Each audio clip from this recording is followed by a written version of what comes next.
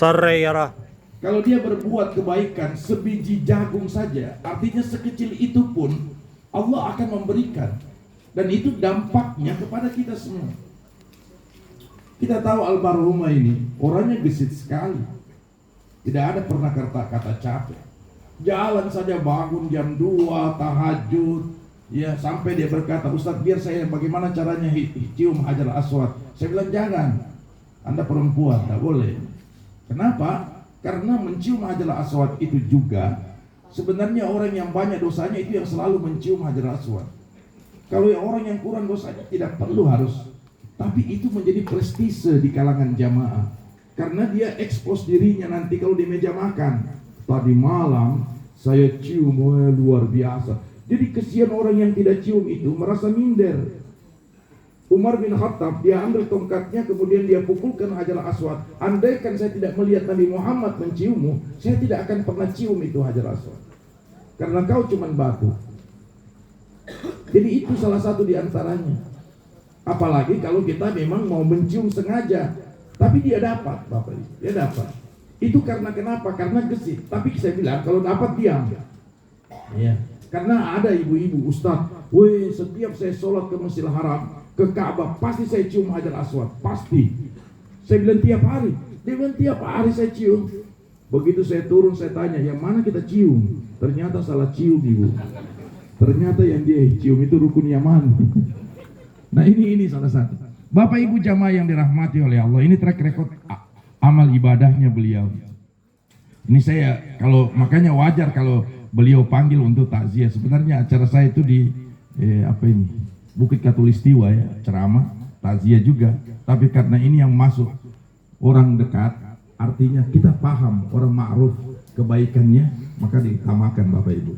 Artinya apa Bapak Ibu? Dalam hidup ini, kita ini hanya bisa tinggalkan kebaikan. Gading bisa tinggalkan, gajah bisa tinggalkan gading, macan bisa tinggalkan belang. Kita mau tinggalkan apa? Satu-satunya kebaikan. Makanya biar ditinggalkan di kompleks mana, kalau memang dia suka masuk organisasi ICI, Ikatan Capila Cokdo Indonesia, sama juga. Ya, Al-hamazuna wal masya'una bil namimah al-baghid al-aiba yasurum yaumal qiyamah fi wujuhil kilab. Orang-orang seperti ini nanti menghadap kepada Allah, muka mereka diganti dengan seekor anjing. Padahal dia adalah orang yang baik. Makanya itu Ibu, berbuat kebaikan itu jangan pamrih. Lakukan saja kebaikan sekecil apapun. Bapak mau lakukan kebaikan sekecil apapun. Karena kita tidak tahu kebaikan mana yang mengantarkan kita masuk di dalam surga. Masa anjingnya Ashabul Kahfi bisa masuk surga? Masa Hud-Hud Ratu Balkis bisa masuk surga? Masa Nabi Sulaiman juga, ya, kucingnya Nabi Muhammad Mu'izah bisa masuk surga? Masa kita tidak bisa masuk surga dengan kebaikan yang kita sahamkan, yang kita tanam, yang kita tabung? Makanya berbuat saja kebaikan sekecil apapun. Ya, paling bagus itu kalau mau sehat, jangan sakit, sedekah. Itu huruf sod. Sod itu artinya sod, sedekah. Kalau sod itu juga itu artinya sehat. Jadi kalau orang mau sehat, sedekah saja. Biar kau General check up, biar kau ke Penang. Itu saya ke Penang, Pak. Pergi lihat orang sakit di sana. Ternyata banyak orang Sulsel yang sakit di sana. Saya bilang pulang Miki, Miki sedekah saja, bantu masjid, bantu pesantren, lebih sehat kau. Ya, karena sehat itu, ya, hukum kausalitas, hukum sebab akibatnya adalah sedekah. Kalau orang sedekah pasti sehat. Orang yang sehat pasti sedekah. Makanya jangan sekte. Ada itu orang bukan sekte, gigi permanen. Tahu itu gigi permanen biar mukanya juga gigi, sekte. Iya. Biar kita mau perawatan apa Ibu? Baru dilihat. Ada satu sahabat namanya yaitu Al-Haris. Iya. Kata Rasulullah, Haris bin Nu'man. Itu Haris bin Nu'man, Pak. Nabi sampai ngomong begini, kalau nanti kau ketemu sama saya wafat, saya tinggalkan satu orang yang apabila Anda lihat wajahnya, belum Anda curhat, belum Anda sampaikan masalahmu, baru lihat face mukanya, langsung selesai masalah, Pak. Baru lihat mukanya. Siapa itu? Adalah Haris bin Nu'man, bukan Arif bin Nu'man. Haris bin Nu'man. Itu Haris bin Nu'man, Pak. Kita bicara sama dia, belum bicara, baru lihat mukanya saja, selesai masalah, Pak. Beda kita, Pak. Baru dilihat muka, langsung tambah masalah. Ini muka-muka proposal semua ini. Ya. Artinya dalam kehidupan itu ada kebaikan yang kita buka, ada investasi yang kita buka rekeningnya. Untuk apa? Untuk akhirat kita kepada Allah Subhanahu wa taala. Karena orang yang meninggal itu, Pak, kalau Bapak lihat, ada 100 hari sebelum meninggal, itu semua informasi langit sudah dikasih ke dia. Baca kitab Ar-Ruh karangan Ibnu Qayyim Al-Jauzi, baca kitab Majmu' Fatawa karangan Ibnu Taimiyah, baca At-Tazkirah karangan Al-Qurtubi. Itu menjelaskan bahwa 100 hari orang yang mau mati, yang akan meninggal, dia tahu dirinya. Tapi elektabilitas dan popularitasnya, kelangitannya bagus.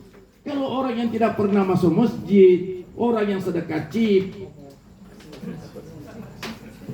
tidak ada informasi sama dia.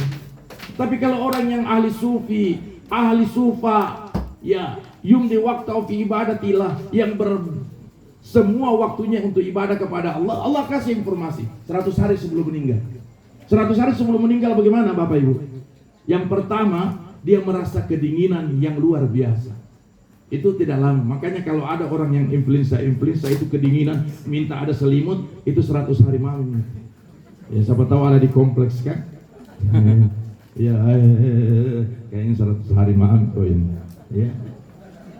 Yang kedua, pada saat 40 hari sebelum wafat, itu Allah kasih informasi kepada dirinya. Karena kenapa? Karena tahajudnya bagus, elektabilitas dan popularitas tahajudnya itu bagus.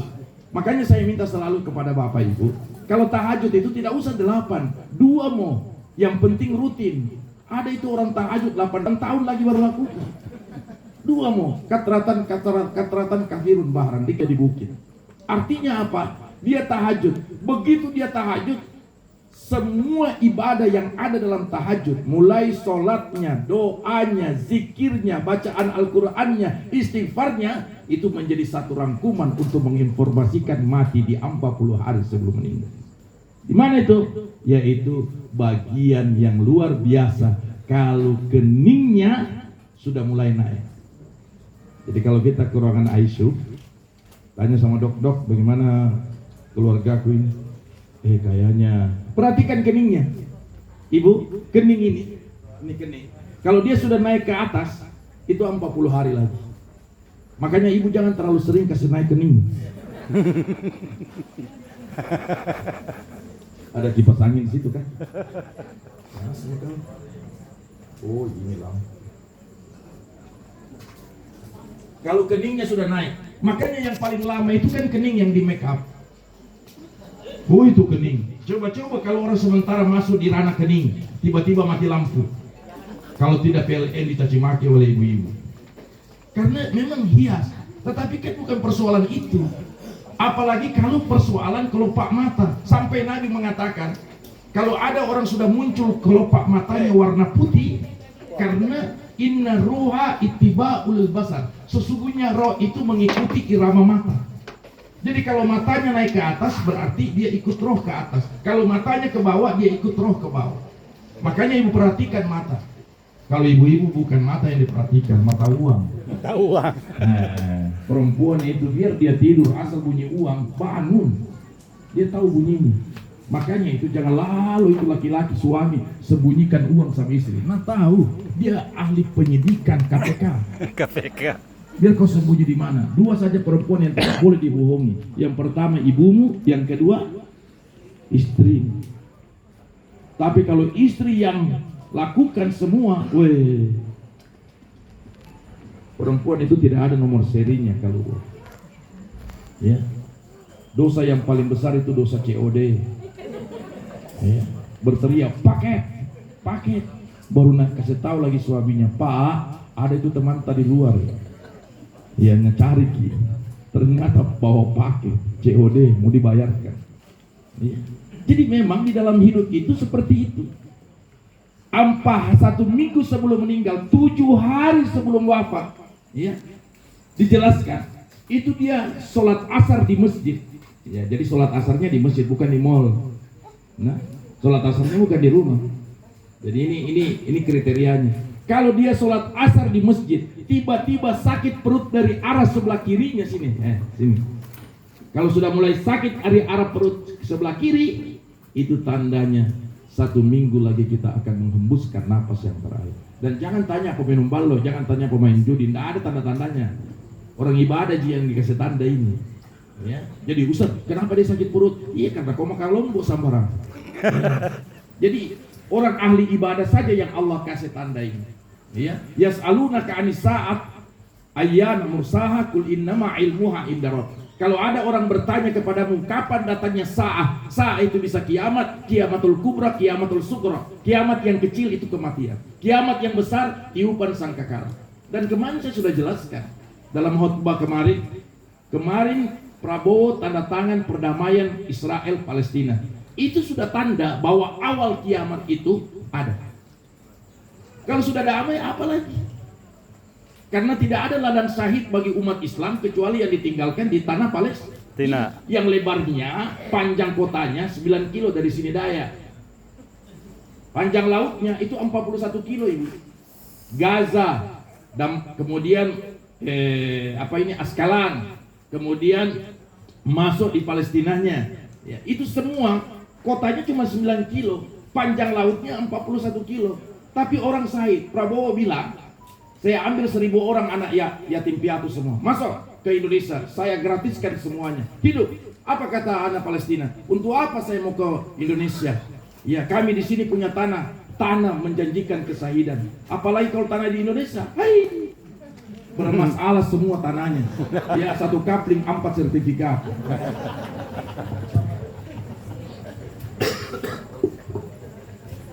Jadi itu Bapak Ibu. Jadi 1 minggu sebelum meninggal, keluar dari masjid apa di sini? Nurul Barakah. Sakit aja perut begini.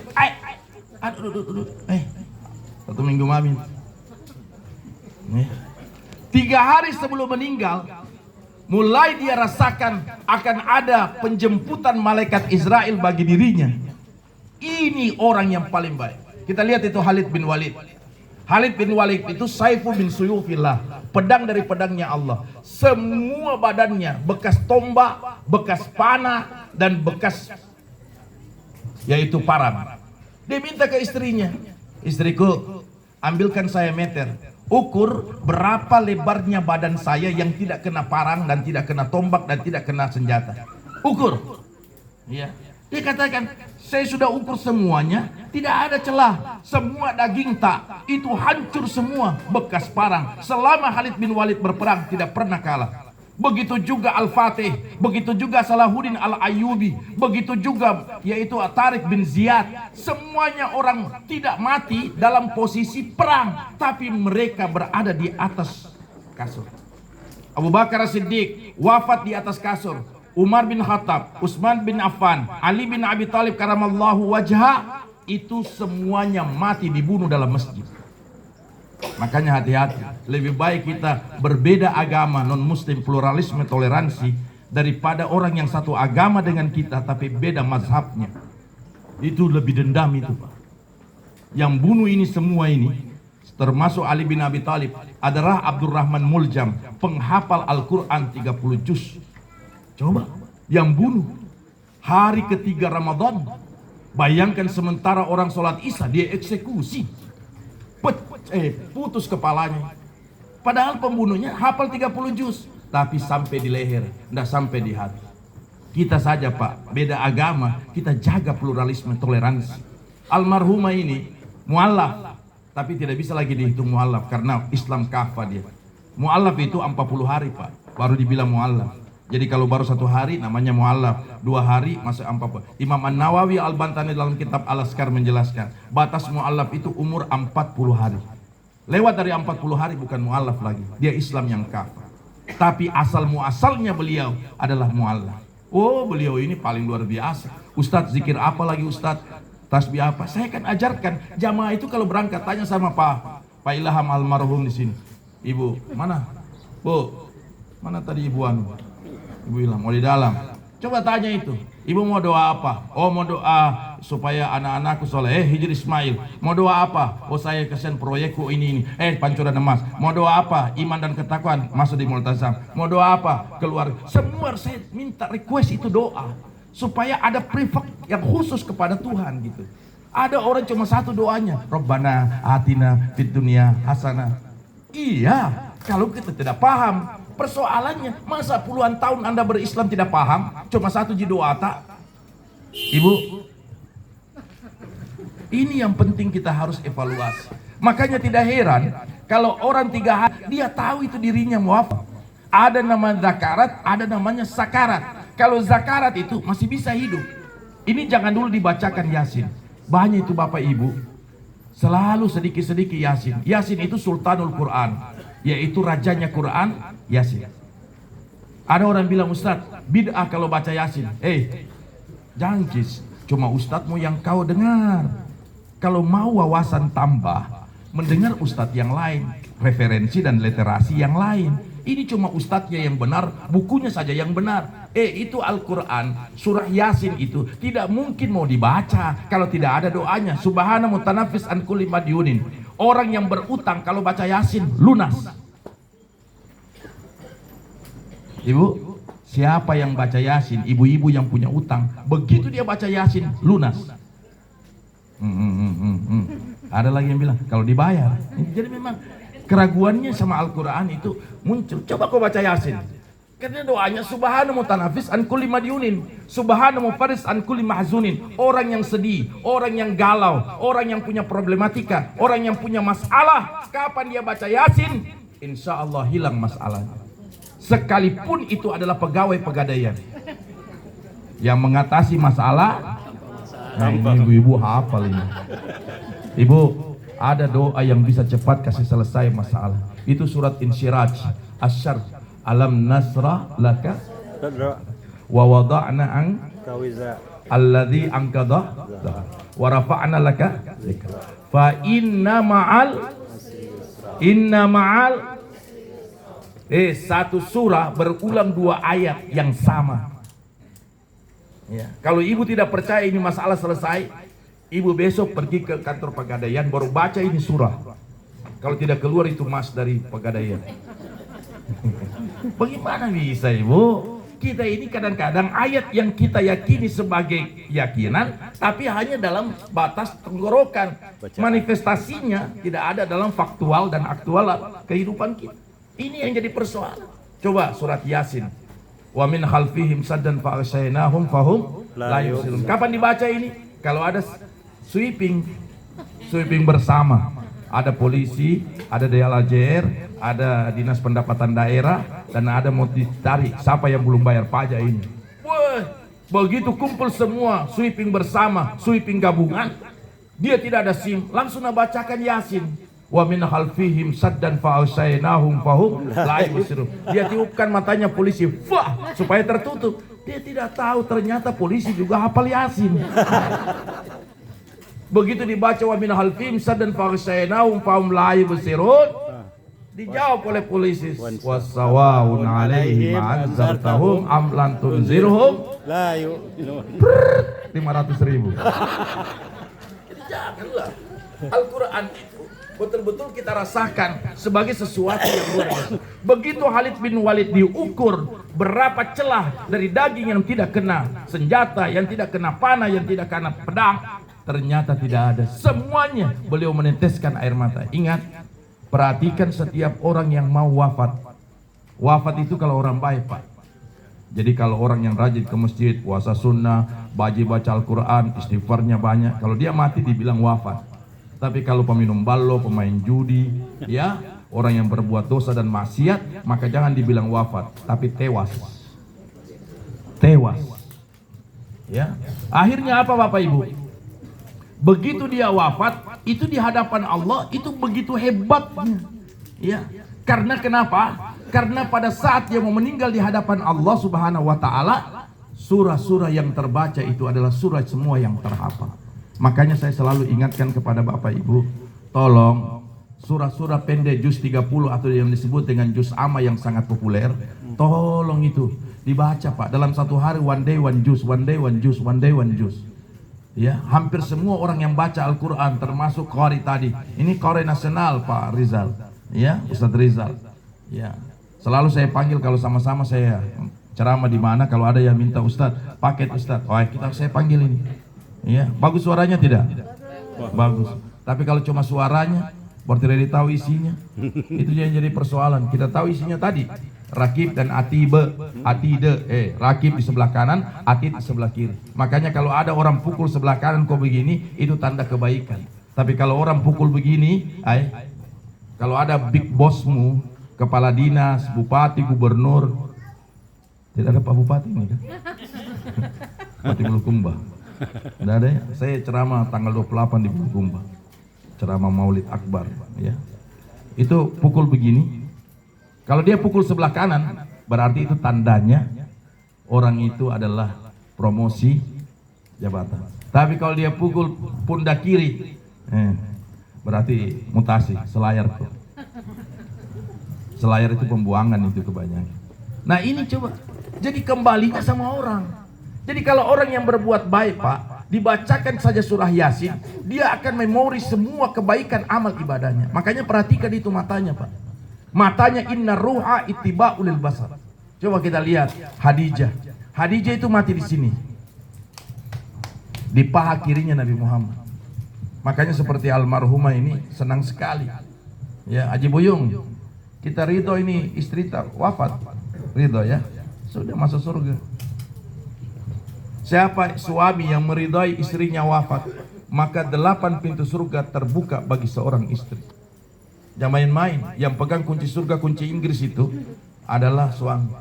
Sehebat apa itu ibadahnya istri, mau tahajud tiap malam, mau puasa sunat, puasa Abu Daud, hari ini puasa, besok tidak, lusa puasa tahajudnya, kemudian duhaknya, bacaan Al-Qur'annya, tidak ada dikali 0. Semuanya minta restu dari suami, karena ridho suami itu luar biasa. Makanya ketaatan itu, kalau ada makhluk disuruh sujud kepada Allah selain Allah, maka saya suruh sujud seorang istri sama suami.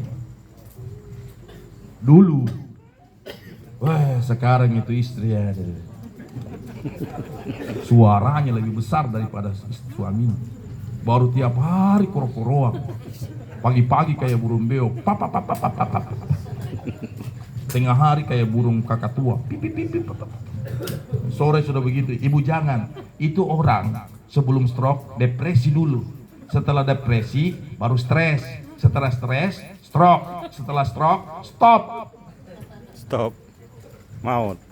Jadi ndak usah kepo, bukan urusan tak kita mau urus. Urusan anak cukup kita ingatkan sholatnya, ndak usah kau campur rumah tangganya itu anak. Memang anakmu, tapi dia bukan anak-anak kepala dinas itu Itu istrimu, rantasa sekali. Kenapa kau mau ukur rantasa? Nah kau paling rantasa juga. Jadi tidak usah. Biru aba'ukum tabarrakum abana'akum. Hormatilah orang tuamu, pasti anakmu akan hormati. Ya, Ibu. Jadi saya minta tolong kepada ibu. Itu Hadijah mati di sini, di paha kirinya Nabi Muhammad. Siapa istri yang mati di paha kirinya suaminya, 8 pintu surga dibuka oleh Allah. Jadi kalau ada rencana mati ibu, kalau ada rencana kan, cepat tahu ada ibu-ibu punya rencana mau mati, ya. Apalagi kalau dia mati tanggal-tanggal tua, mati duluan nih, ya. Karena dosa yang paling besar itu istri dosa arisan. Banyak istri kalau masuk arisan lapor sama suaminya, tapi kalau naik arisannya tidak pernah lapor-lapor. Ini suaminya tanya, naik arisan tak? Dia bilang naik 3 bulan yang lalu. Padahal Pak kiri sini. Sekarang diteliti kenapa kepalanya Hadijah di paha kirinya Nabi Muhammad, kenapa tidak di paha kanan? Setelah diteliti para ahli, speed kecepatan melihat, kecepatan melihat seorang istri itu lebih cepat dia melihat ke kiri dibandingkan dia melihat ke kanan. Makanya itu laki-laki mati kiri kalau lihat perempuan. Apalagi janda. Itu jaksa janda 1 anak. Ibu tahu berapa jumlah janda di Makassar, Kak? 2.689 orang. Janda di Makassar. Tahun 2023. Dari mana statistiknya Ustadz ambil? Dari orang yang cerai di pengadilan agama. Tapi janda yang paling banyak tahun 2023 itu di Pindrang, 3.008 orang. Dari yang bercerai. Ya. Karena sekarang itu perempuan, kalau kau bisa selingkuh, saya juga bisa. Kalau kau bisa keluar, saya bisa juga keluar. Itu sekarang. Makanya kalau ditanya bilang, siapa perempuan yang masuk neraka? Yang lebih banyak perempuan kekinian, perempuan sekarang ini. Karena terlalu banyak membantah. Itu istri-istri dulu, Ibu. Dia kerja, makan, dia masak. Sekarang itu istri sudah tidak ada yang masak. Ini 5.000, 10.000. Tidak ada mie keringatnya. Baru dia tidak temani itu suaminya makan. Itu Nabi Ibrahim. Nabi Ibrahim, Siti Hajar 60 tahun dia temani makan Nabi Ibrahim. Istri sekarang ada yang temani makan, nah telepon. Pak, kalau kita mau goreng telur ada di kulkas. Minyak kelapa di sini. Kau di mana? Bendahara reuni, Kak. Makan reunimu.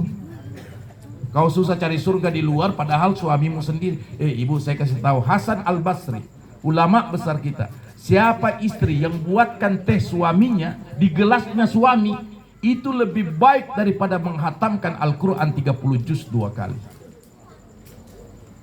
Itu istri. Kalau istri buatkan teh di gelasnya suami, ada gelas suami itu yang tertulis papa, yang satu ada gelas kingkong. Nah itu.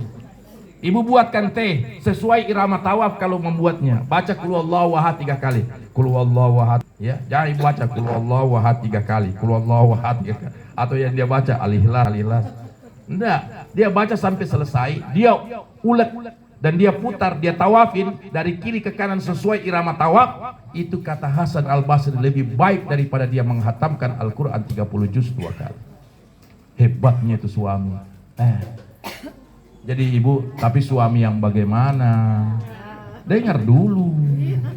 Suami yang tidak gigili, suami yang tidak seke, apalagi berhubungan dengan perawatan perempuan, kasih uang. Itu istri kasihan, biar tidak cantik dia mau cantik. Ya kasih uang, ini uang 1 juta masuk ke kapsalon. Mau mandi apa? Mau mandi susu dengko, susu Ovaltine. Itu istrinya Nabi, Ustaz. Ya, istrinya Nabi itu kalau tidur harum, Ibu. Itu istrinya Nabi kalau tidur. Semua 13 istrinya Nabi tidur itu harum. Kalau istri tahu kodok, hanya Tuhan yang tahu. Mau dicium di lehernya bau minyak kayu putih, naik ke atas salompas, turun ke bawah minyak tawon, pasti bagian kaki kutus-kutus palsu. Apa ada istri apotik? Ustadz, saya mau cantik tapi istriku, suamiku seke gigili permanen. Ibu, kalau ada suami tak seke gigili, bacakan qul a'udzu birabbin nas. Tapi bacakan dalam hati, nah. Jangan kita tunjuk suami tak. Qul a'udzu birabbin nas, malikin nas. Baru nak kasih keras lagi, minal jinnati wan. Dan bisa, Ibu. Tidak ada rezeki habis kalau kita kasih sedekah dan kita berikan kepada istri. Tidak ada. Belum pernah ada suami bangkrut kalau dia membiayai hidupnya istri. Tak bisa. Dia mau beli, dia mau belanja, dia mau shopping. Iya, tidak bisa, tidak apa-apa, itu istri, biarkan saja. Makanya Rasulullah bilang, siapa suami yang dipegang istrinya, yang memegang tangan suaminya, pergi ke mall kemana saja, sungguh-sungguh dia mendapatkan pahala haji dan umroh. Dia pegang itu. Jadi kalau dia di mall, dia pegang tangan suaminya. Pegang, merapat kayak perangko, rapat terus begini. Itu ibu dapat pahala haji dan umroh. Capek-capeknya bayar 35 juta, 40 juta mau umroh, haji sampai 450 juta. Untuk apa kita mau bayar yang mahal-mahal? Lebih baik pegang tangan suami kalau ke mall. Tapi kalau sudah mulai masuk belanja, pegang tangannya dia. Jangan kemana-mana kok. Karena tidak ada nomor serinya itu perempuan, tidak ada. Ya, biar digesek sampai berdarah-berdarah itu kredit card. Dulu orang kan bawa kris di depan sampai di belakang. Sekarang kris foto saja. Kris dulu kris di sini. Ya. Dibuka itu tempat duduk, ada kris itu anak muda. Sekarang udah tidak pakai begitu nih.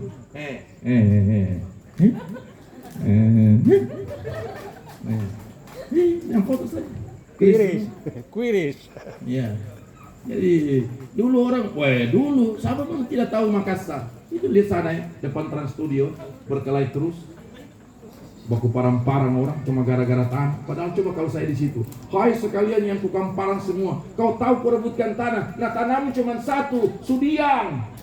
2 kali 1, 2 meter dalam, lebarnya 1 meter. Tidak ada orang eksklusivisme, tidak ada VIP dalam kubur. Ibu, Fatimah Az-Zahra tanggal 3 Ramadan, 13 Ramadan, 3 Ramadan, beliau dibawa mayatnya sementara orang tarawih. Mayatnya ke sana. Anak babe, anak big boss. Tidak ada nepotisme Nabi Muhammad dalam leadership kepemimpinan beliau. Fatimah, anak babe, tidak pernah pegang proyek. Bukan penjual pisang dan bukan penjual martabak. Langsung negatif thinking ini. Tapi apa yang terjadi itu Fatimah, ibu tidak tahu. Bajunya cuma 2, rumahnya cuma 3 kali 5, selebar kamar tidur tak, kamar pembantu 3 kali 5 rumahnya, ibu ya ini. Tapi Nabi kalau rindu surga, Nabi coba panggil itu Fatimah, Fatimah ta'alina. Sini kau. Kenapa? Bapak rindu surga. Dia cium itu kepalanya Fatimah, karena Fatimah itu rambutnya bau surga. Kalau kepala tak ibu bau apa? Itu Fatimah tidak pernah haid, tidak pernah keluar darah dari tubuhnya. Jangankan bicara tempat yang keluar darah, di badannya saja tidak pernah keluar darah, ibu. Apalagi Rasulullah SAW tidak pernah dihinggapi lalat kulitnya, tidak pernah lalat bertengker di kulitnya Nabi Muhammad. Coba. Nah kita ini umatnya, mandi tai semua, tai lalat. Sini tai lalat, sini tai lalat, sini tai lalat. Pasti lalat cari semua, karena bekas tainya di sini. Di sini tai, di sini tai, di sini tai. Nabi Muhammad tidak ada tai lalatnya. Tidak ada lalat bertengker. Kapan bertengker? Tidak bisa. Karena bertengker itu pasti ada sesuatu yang busuk. Busuk hatimu, busuk kulitmu, busuk mukamu. Nabi Muhammad tidak ada yang busuk. Negatif positive thinking sama orang. Tidak ada suudzon sama orang. Coba. Mau Abu Lahab, Abu Jahal, tidak ada itu. Bayangkan itu Abu Lahab. Nanti hari Senin tidak dapat siksaan karena dia gembira. Kemenakannya dilahirkan. Setiap hari Senin tidak disiksa di kubur. Itu Abu Lahab. Tabat yada Abil Lahabi watab. Setiap hari Senin Munkar dan Nakir tidak siksa itu Abu Lahab di dalam kubur. Tapi kalau hari Selasa diambak, Rabu langsung di. Tapi kalau hari Senin, kenapa? Karena dia memuliakan hari kelahiran kemenakannya. Siapa kemenakannya? Muhammad Rasulullah SAW. Ini. Makanya ibu, 3 saja yang ibu lakukan. Perbaiki sholatmu. Yang kedua, jangan lupa baca Al-Quran. Kemudian sedekah. Itu saja 3. Semua itu orang penghuni kubur. Mulai dari Sudiang, kubur pertama, kuburan Dadi, kuburan Padampu. Kumpul populasinya semua. Coba tanya, mau hidup enggak? Mau hidup. Apa yang mereka minta? Cuma satu. Laula akhartani ila ajalin qarib fa asaddaka wa aku minas shalihin. Kasih hidup mas saya 1 hari. Cuma apa? Mau sedekah. Kita kira gampang itu sedekah. Ibu tahu, itu kalau muka ibu pakai make up apa, perawatan apa, mau pakai Ristra, Excel, Mirabella, Fixi, Wardah, Kupon nomor 4, Kupon nomor 5, Bedakeli, Bedadini, ibu pakai apa saya semua. Tapi kalau muka ini biar kau make up, tapi kalau hatimu busuk, apalagi sama orang tua dan mertua. Ini terutama sama mertua. Hari itu menantu. Saya kasih tahu Kimuna, kalau ada istri yang berkata, dengar ini kata-kata. Kalau ada istri yang berkata, mana makmu atau saya, ganti itu istri. Ganti. Dia sudah berhadapkan 2 perempuan di mata laki-laki. Jangan ada kata-kata dalam rumah tangga seperti itu. Sesusah apapun kau, jangan kau bandingkan bahwa suamimu itu bisa kau intervensi, kau bisukan, tapi jangan kata-kata itu keluar, ibu. Bahwa mana kau pilih, mamamu, surganya kau, atau saya sebagai istrimu. Tidak ada pilihan. Tidak disuruh memilih. Agama tidak pernah menyuruh memilih begitu. Ya. Tapi ibu, ganti itu suamita. Mau dia namanya Ali, tapi perbuatannya Alex. Namanya Jamal, tapi perbuatannya John. Ganti. Kalau ada suamita tidak sholat. Itu saja. Kalau ada suamita tidak sholat, biar dia ganteng, biar dia kumis, biar dia birokrat, biar dia kontraktor, biar dia bisnismen, tapi kalau tidak sholat, ganti itu suami. Cari suami lain. Kenapa Bapak Ibu? Saya tanya, tidak ada yang pakai umur itu ibadah kecuali sholat. Puasa tidak pakai umur, Pak. Kau mau puasa hari ini, besok mau tidak besok, tidak apa-apa. Haji, besok kau mau haji ada uang silakan. Tapi sholat pakai umur. Muru auladakum bisolah, perintahkan anakmu sholat umur 7 tahun. Fadribu, pukul kalau umur 10 tahun. Nah itu suami tahu umur berapa? Suami tahu umur berapa? Apa yang mau dipukulkan itu? Balo-balo. Penuh. Jadi ibu, seorang istri yang meninggal dapat ridho suami, 8 pintu surga terbuka oleh Allah. Tidak main-main itu ridho suami. Itu di mana keridhaan suami? Sini Bu. Ini, sini. Surganya seorang anak terletak di bawah telapak kaki ibu. Tapi surganya seorang istri di bawah telapak tangannya suami. Jadi kalau ibu mau cium tangan suami, perhatikan itu urat birunya suami. Kalau ada urat birunya, cium. Kalau tidak ada urat birunya, jangan cium. Karena tidak tulus dan tidak ikhlas itu suami. Lihat urat birunya. Muncul, cium cepat. Yang susah itu kalau suami tak hitam, tidak ada penampakan. Makanya jangan cari suami yang terlalu hitam lah. Yang agak black sweet, hitam tapi manis. Oh, dende. Baru ibu kalau cium, ibu ciumnya begini, ihtiram, dibalik berkah. Sekaligus saya Pak, tanggal 1 nih. Ya, nggak bisa cium lama. Kenapa ibu? Coba ibu buka telapak tangan. Ibu, semua buka telapak tangan. Apa yang tertulis telapak tangan? M atau K? M atau K ibu? Kalau M miskin, kalau K kaya. Itu menurut LSI, Lembaga Sandro Indonesia. Ini ibu, 27. Kajian lain ada yang mengatakan ini sebelah kanan 81, ada yang mengatakan 18. Tapi 21 garis tangan di tangan kanan, 78 di garis kiri. Kalau digabungkan 99 Asmaul Husna. Ya. Ini tangan ibu disekolahkan sama polisi karena sekalipun dia satu kandungan tapi beda sidik jarinya. Kenapa orang ambil sidik jari? Karena tidak sama ibu sidik jari. Begitu luar biasanya Tuhan ini menciptakan kita. Tapi kita yang tidak pernah paham dengan apa. Apalah di dalam Al-Quran surat Ar-Rahman 31 kali. Fabi'ai ala Rabbikuma tukadziban. Nikmat Tuhan mana lagi yang kita mau bohongi?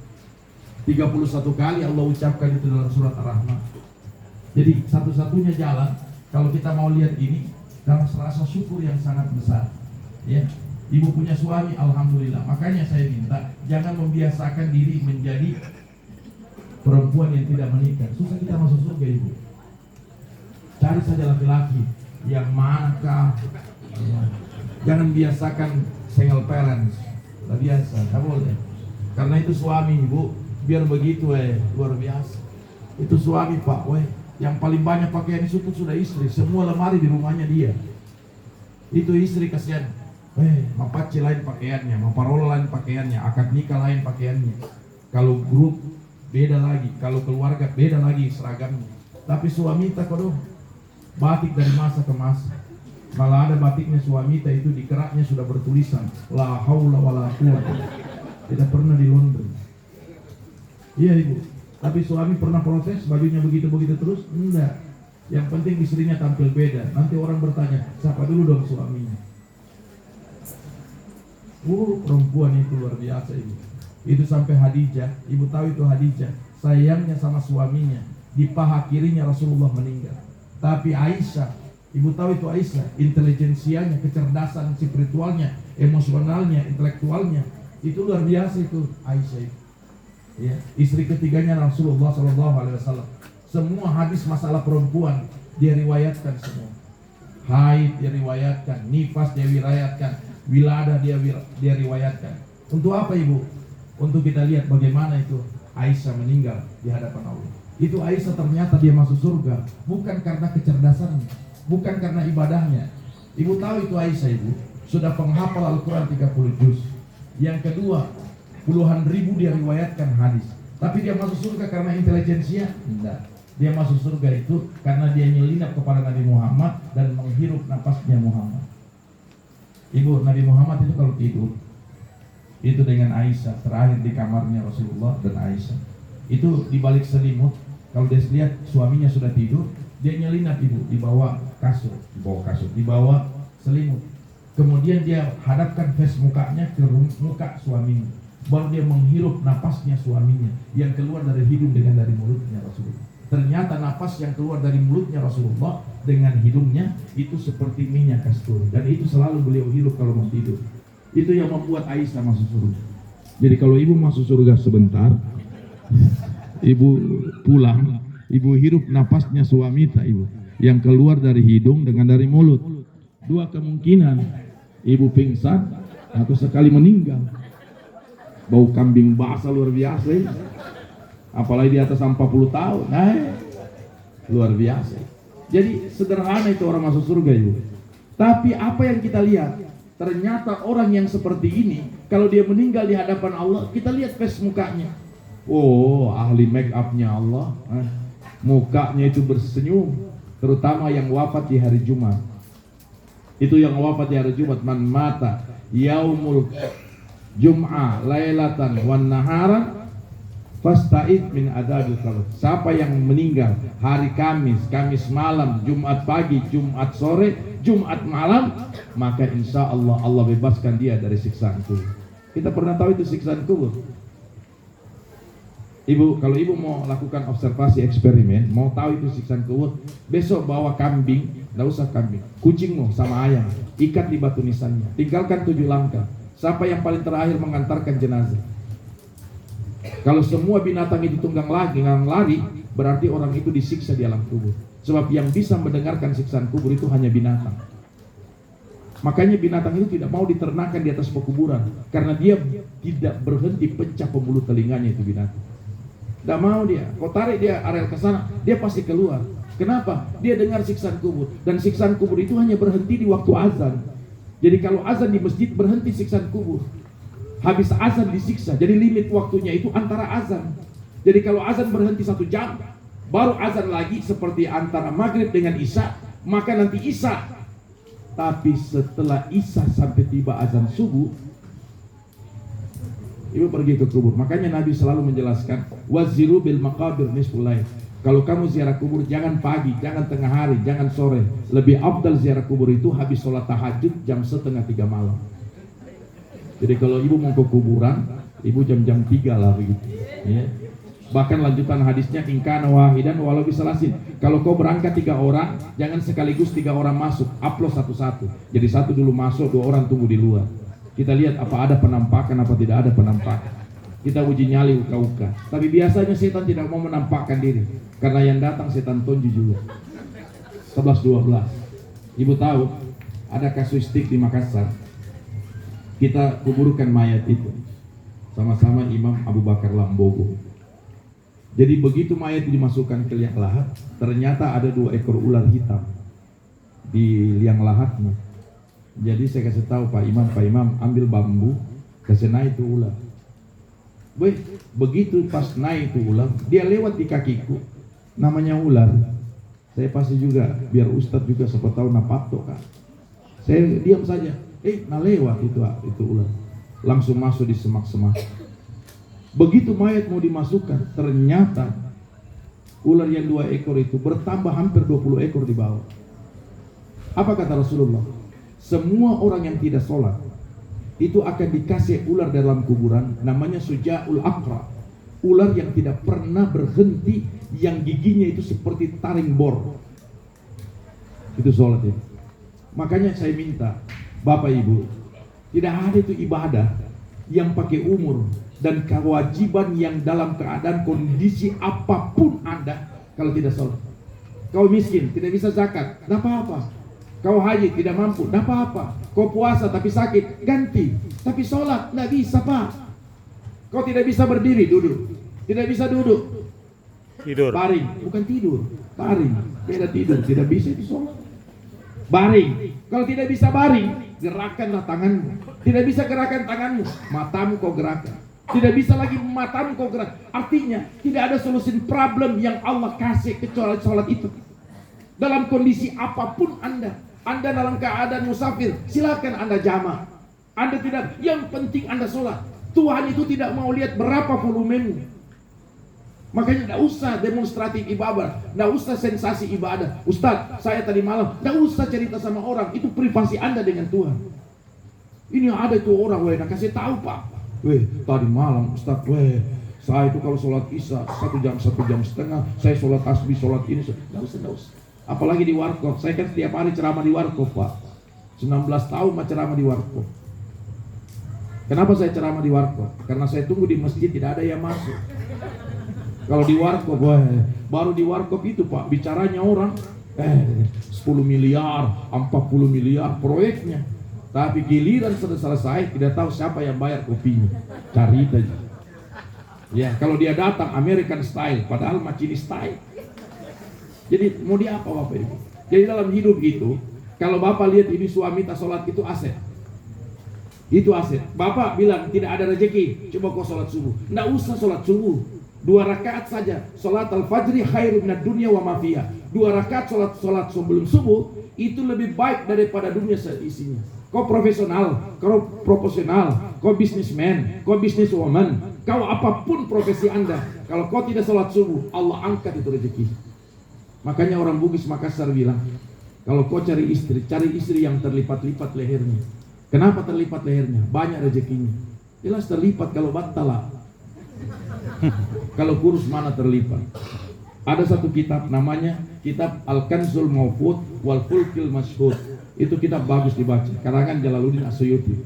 Beliau sampai katakan begini, kalau kau mau cari istri yang PC hidungnya. Yang PC ibu, bukan yang tinggi. Karena yang PC itu lebih setia dan lebih panjang umur dan lebih tulus. Ya, siapa istri yang punya istrinya PC, pertahankan itu. Ya. Karena kapan ada istrinya yang PC, insya Allah ibu, saya kasih tahu panjang umur suaminya.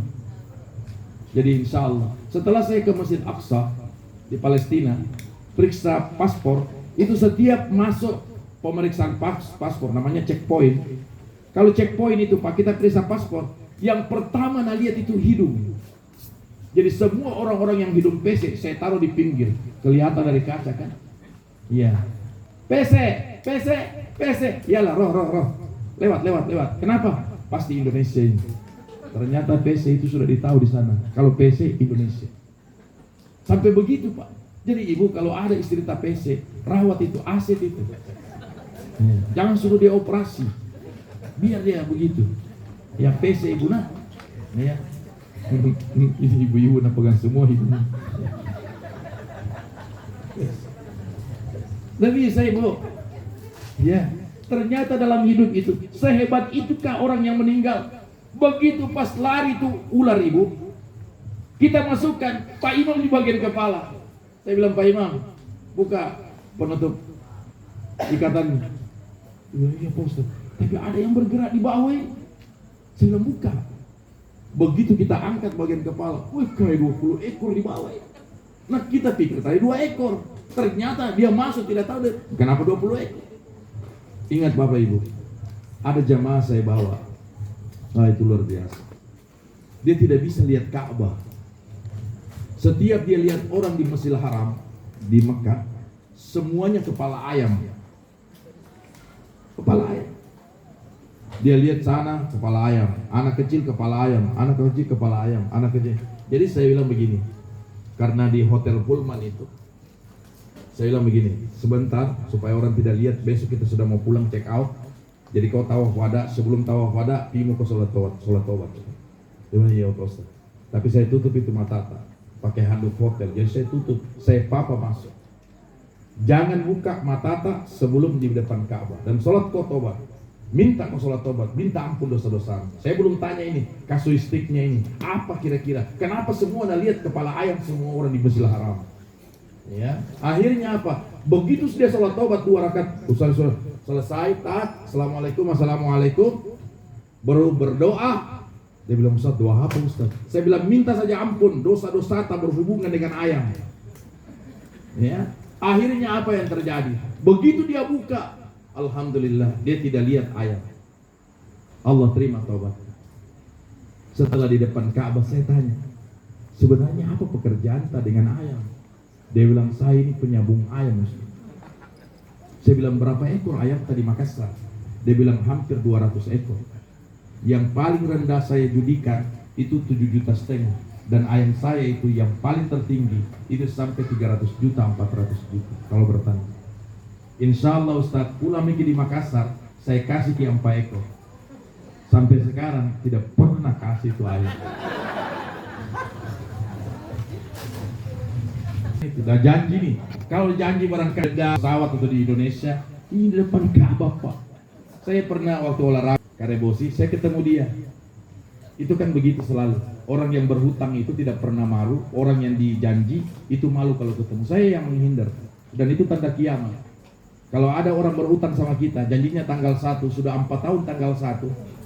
Kita ketemu di Trans, kita yang menghindar itu, kita yang menghindar. Bukan yang berhutang, karena yang berhutang tidak pernah malu. Makanya putus silaturahmi gara-gara utang. Makanya kalau ada orang datang ke rumah, Ustaz pinjam uang. Berapa kau pinjam? 1 juta Ustaz. Saya kasih aja 100.000. Nggak usah kau utang. Pulang kau bawa. Kenapa? Karena nanti putus silaturahmi, persahabatan, pertemanan gara-gara utang. Utang itu tidak bisa dimandikan mayatnya Pak. Bapak lihat kasusnya Balikpapan kan? Saya sendiri dapat. Itu utang dilelang Pak. Ya, tidak bisa. Ini mayat berat. Utangnya yang menghalangi dia. Mulai dari istrinya, saya lunasi setengah, saya lunasi ini. Mana saudara-saudaranya sini? Ini mayat sudah mau dibawa, tidak bisa dia. Akhirnya semua berkata, saya lunasi, sudah ACC, lunas di mulut tapi lunas. Akhirnya dia panggilkan notaris, di ACC-kan semua, baru terangkat itu mayat. Balikpapan itu banyak sekali kejadian yang kita dapat. Ada mayat yang pakai tato satu badan semuanya. Ustaz kasih keluar mayat, tatonya. Saya bilang nggak bisa Kak. Saya tidak punya pengalaman. Ternyata satu badan tato semua. Gambar naga lagi. Bukan saya bilang naga. Ini kepalanya naga di pas lehernya sini. Dia bilang balik Ustaz, kasih keluar itu naganya. Saya tidak punya pengalaman. Baru saya lihat itu tato dikeluarkan dengan 2 cara Ibu. Pertama diambilkan air cuka. Itu kalau air cuka ditetesin, itu mendidih dagingnya, nggak bisa keluar. Satu-satunya diambilkan setrika yang panasnya 220 volt. Dan perempuan itu paling banyak dia tato di kening. Ibu tahu? Kalau dia tato di kening, ibu tahu make up itu sunnah. Pakai cila itu sunnah. Ya, jadi kalau kau berhias untuk suamimu, hari ini pun kau dihitung orang yang puasa sunat.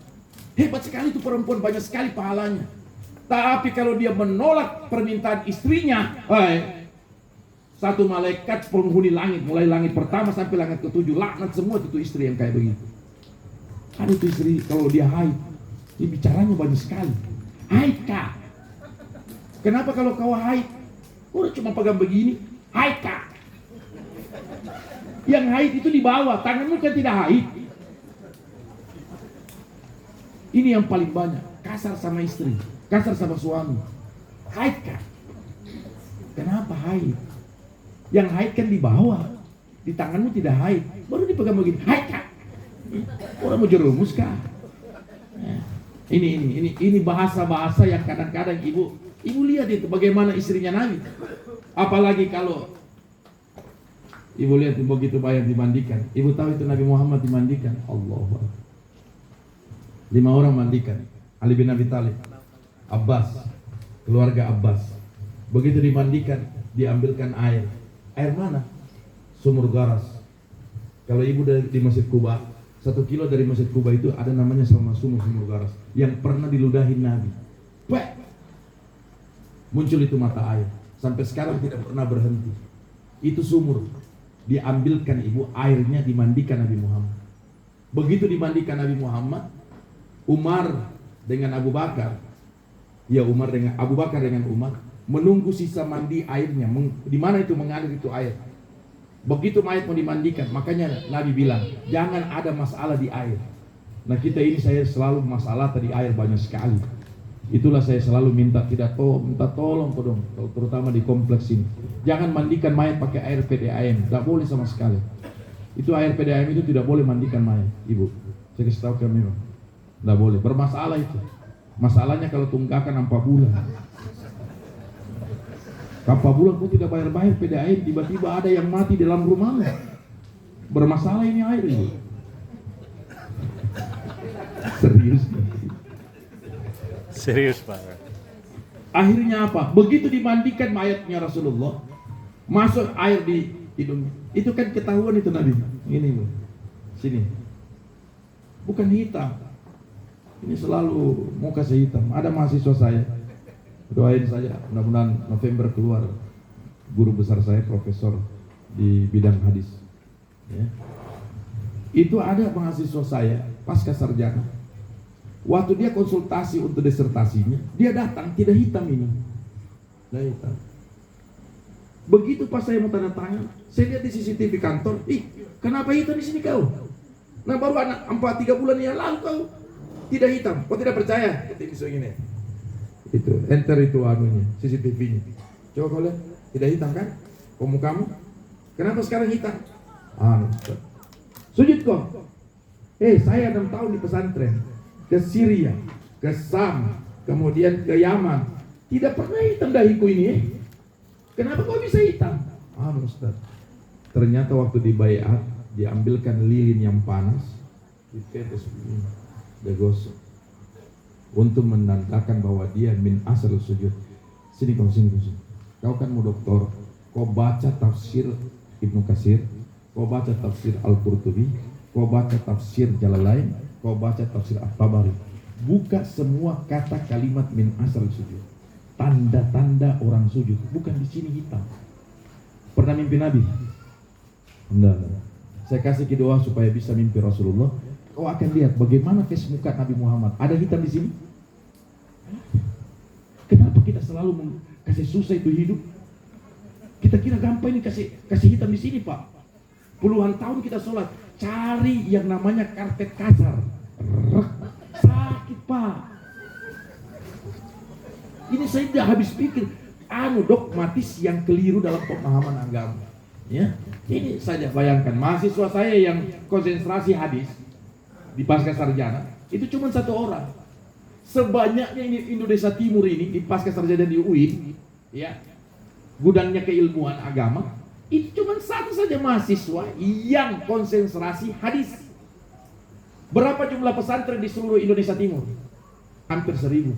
Kenapa cuma mahasiswanya cuma 1, Pak? Sementara orang di luar sana baca, padahal dia member di Jalan Pantai Pijat member, Jalan Nusantara member. Begitu dia sadar hijrah, langsung pertama yang tanya, mana dalilnya? Ini yang kekurangan kita. Ini khawatir. Nah, apa yang bisa kita lihat sebenarnya? Jadi begitu Rasulullah SAW dengan sahabat dimandikan, keluar keringat di sini.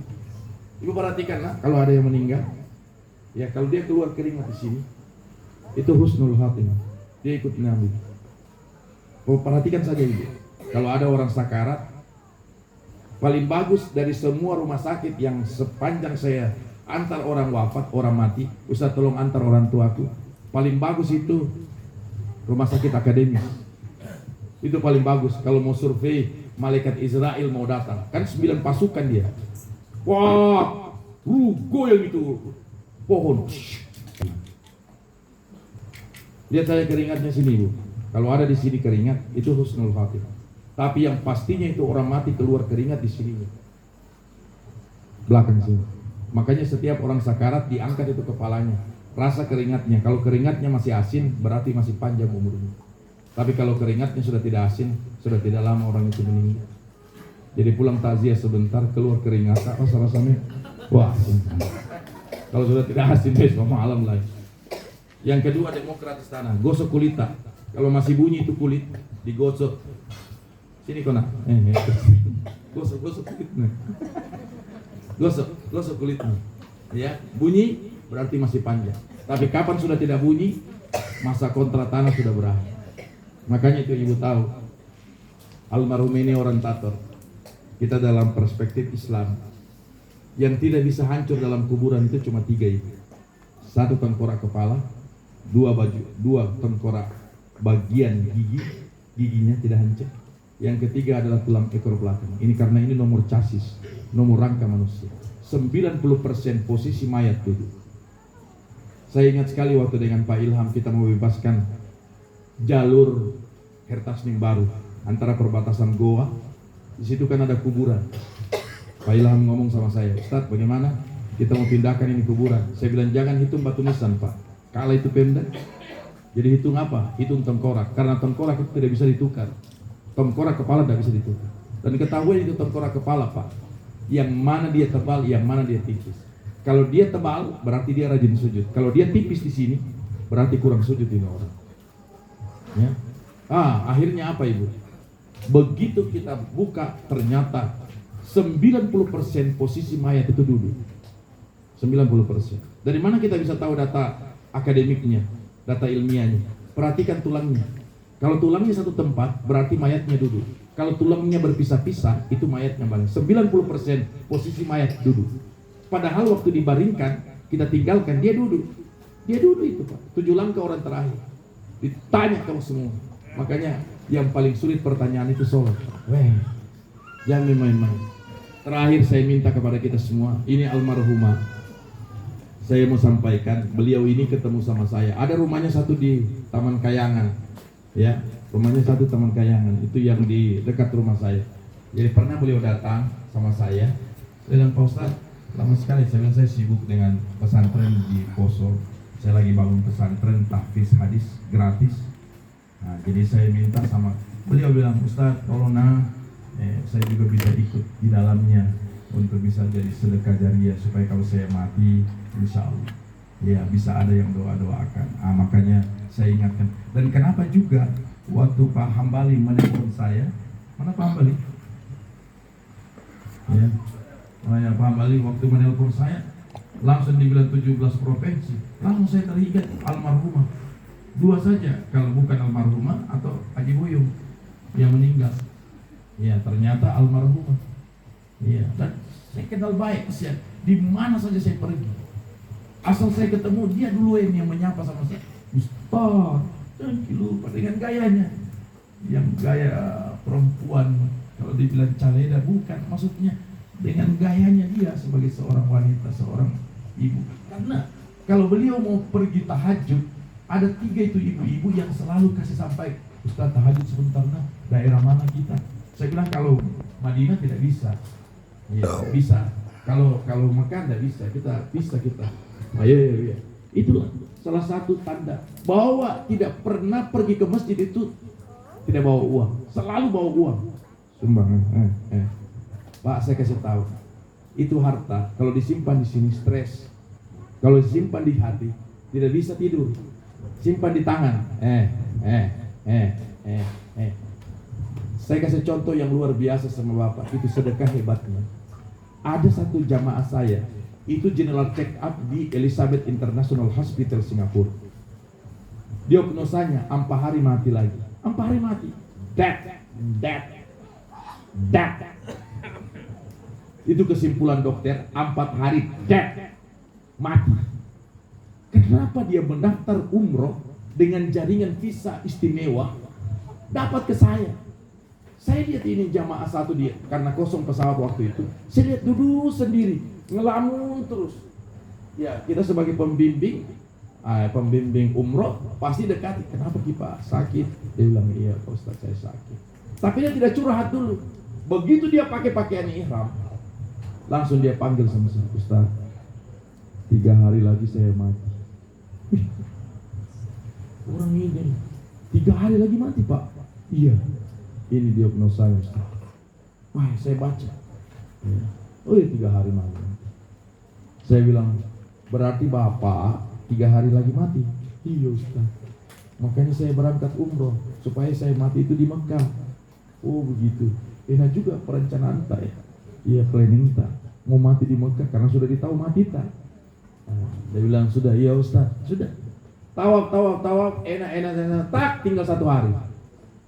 Ustaz, tinggal 24 jam mau mati. Maghrib Isya tinggal 5 jam. Saya bilang kembali ke hotel. Apa Ustaz? Kembali ke hotel. Berapa uang kita bawa? Dia bilang 15.000 US dollar Amerika. Saya bilang kau sekarang turun ke hotel Hilton, tukar di money changer, tukar semua itu uang. Dan sekarang pergi ke masjid Bilal bin Rabah di Jabal Ka'bah, di atas sana gunung, banyak orang miskin di atas. Sedekahkan itu 15.000. Kita berhadapan langsung dengan Tuhan. Ya Allah, Engkau adalah pemberi sedekah, Engkau yang memberikan kesehatan sedekah, Engkau yang meluaskan rezeki, Engkau juga yang menjauhkan bala dari sedekah ini. Kalau memang sedekah ini adalah panjangkan umur, panjangkan umurku.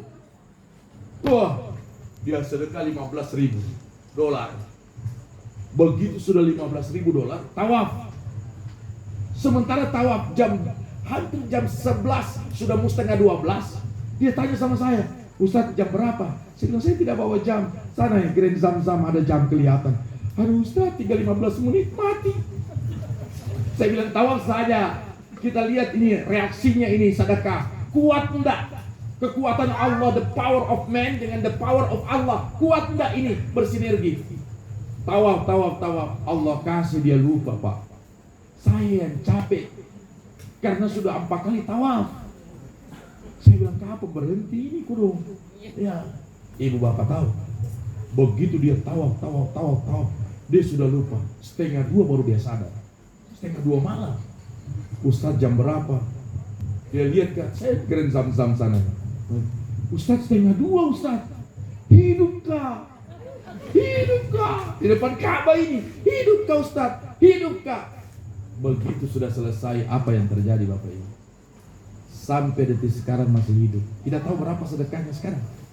$30.000 Amerika, karena dia main di tambang.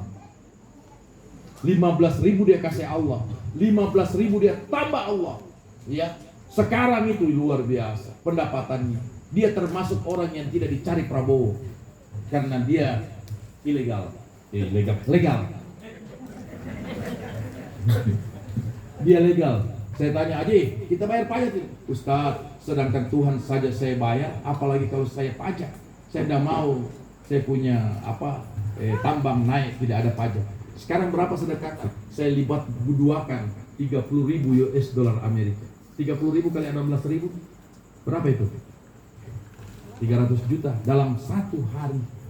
Tapi ibu bapak, itu anaknya diangkat jadi seorang apa itu yang rokok itu ya? Apa namanya? Aikos. Ya. Yang ini.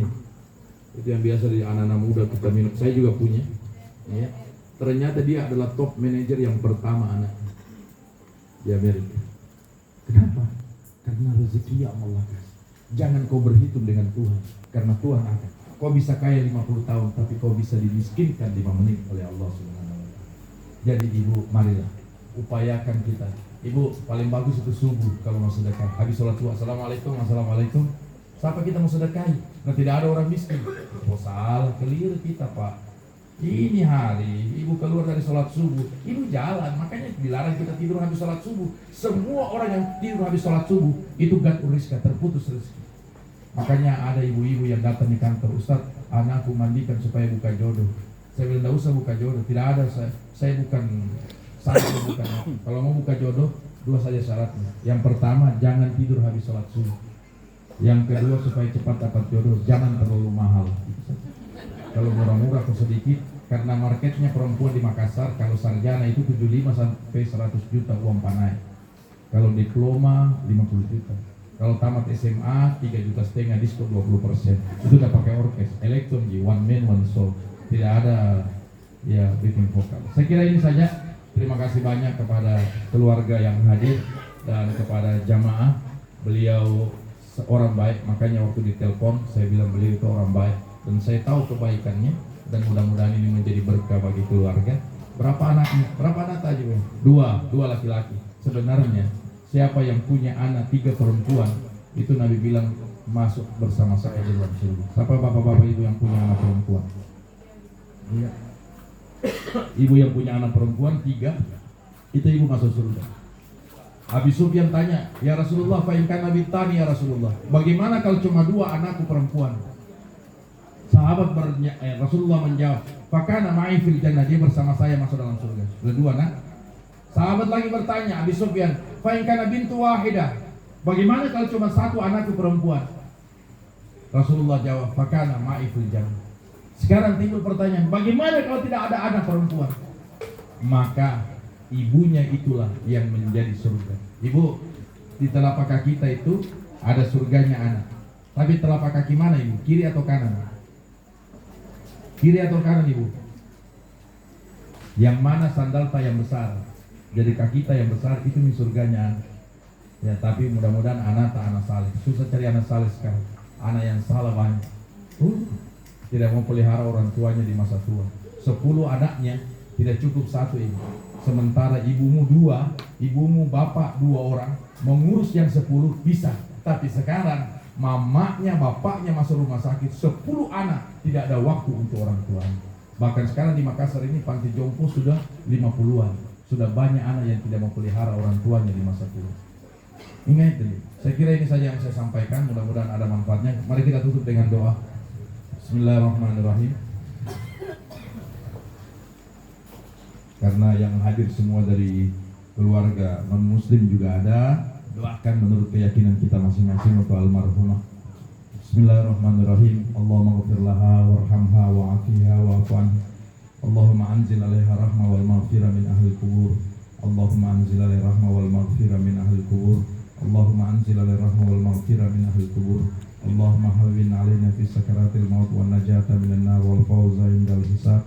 Ya Allah biha ya Allah biha ya Allah biha bi husnil khatimah. Amin. Ya Allah biha ya Allah biha ya Allah biha ya Allah biha bi husnil khatimah. Amin. Ya Allah biha ya Allah biha ya Allah biha ya Allah biha bi husnil khatimah. Amin. Rabbana atina fid dunya hasanah wa fil akhirati hasanah wa qina adzabannar. Amin. Subhana rabbika rabbil izzati amma yasifun wa salamun alal mursalin walhamdulillahi rabbil alamin. Barakatuh bisirril Fatihah. A'udzubillahi minasyaitonir rajim. Bismillahirrahmanirrahim. Assalamualaikum warahmatullahi wabarakatuh. Waalaikumsalam warahmatullahi wabarakatuh. Alhamdulillah, terima kasih banyak kita sampaikan kepada Bapak Ustaz yang telah memberikan kajian takziah malam hari ini. Banyak ilmu, banyak ilmu yang bisa kita dapat dari penyampaian beliau. Semoga ilmu-ilmu yang beliau sampaikan tadi bisa kita amalkan dan membuat kita menjalankan ibadah kita lebih baik. Amin ya rabbal alamin. Amin. Bapak Ibu, dengan berakhirnya ceramah takziah dan kita tutup dengan doa, maka berakhir pula lah acara takziah kita pada malam hari ini, dan kami mewakili keluarga mengucapkan terima kasih yang sebesar-besarnya kepada Bapak Ibu hadirin jamaah yang hadir semua. Semoga kedatangan kita, niat baik yang Bapak Ibu bawa ke rumah duka ini, Allah catat sebagai amal jariah dan banyak pengalaman dan ilmu yang bisa kita dapat malam hari ini. Dan ceramah takziah ini hanya kita lakukan 1 malam saja, dan dengan berakhirnya kegiatan kita malam hari ini, maka berakhir pula lah kegiatan takziah yang dilaksanakan oleh tuan rumah. Mungkin itu saja Bapak Ibu. Sekali lagi terima kasih. Saya sebagai pembawa acara terima kasih atas segala perhatiannya. Mohon maaf atas segala kekurangan. Billahi taufiq wal hidayah. Assalamualaikum warahmatullahi wabarakatuh.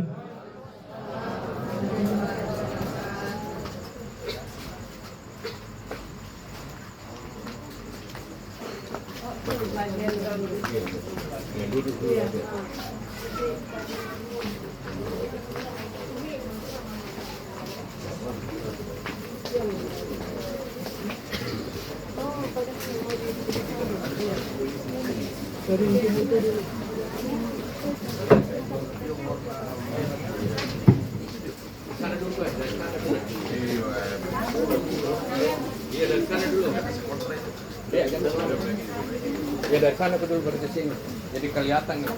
Iya.